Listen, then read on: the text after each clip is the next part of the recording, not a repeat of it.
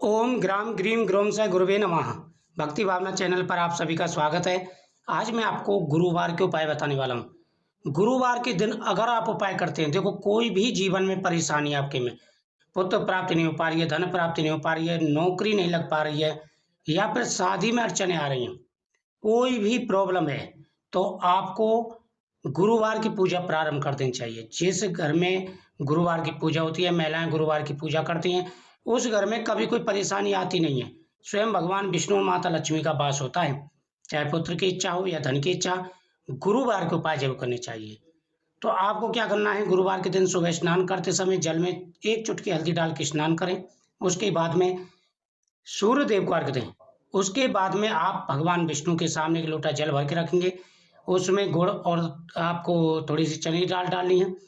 भगवान के सामने मुनक्का, भुने हुए चने और गुड़ रखना है। हाथ में चने की दाल लेकर के ओम ग्राम ग्रीम ग्रोम से गुरुवे नमः 108 बार बोलना है। अपनी इच्छा बोल के दीपक जलाना है। फिर बृहस्पतिवार की कथा का श्रवण करना है। ये उपाय करना है। देखो इस दिन कुछ नियम होते हैं, जैसे केला ना खाएं, इस दिन कपड़े ना धोएं, बाल नाखून आदि ना काटें, और इस दिन घर में मीट मांस का प्रयोग नहीं होना चाहिए।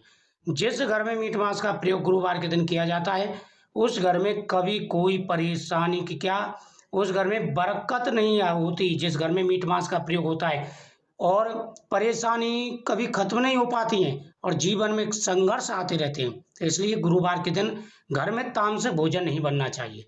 इस बात का विशेष रूप से ध्यान रखें। पूरे नियम के साथ में अगर आप पूजा करते हैं, व्रत रखते हैं, तो आपकी मनोकामना अवश्य पूरी होगी। साथ ही इस दिन भगवान के सामने रखा हुआ मुनक्का और गुड़ भुने हुए चने ये जरूर खाने चाहिए। इसका बड़ा महत्व होता है। और इस दिन गौ माता को गुड़ खिलाएं, आपकी मनोकामना पूरी होगी। महादुर्लभ योग बन चुका है। जीवन में आ रहे सारे कष्ट और परेशानी आपके दूर होंगे। इस दिन पीपल वृक्ष के नीचे दीपक जला के परिक्रमा करें, और लोटे का जल जो है केले के वृक्ष पर आपको चढ़ा करके आना है। केले के वृक्ष पर लोटे का जल चढ़ाना है।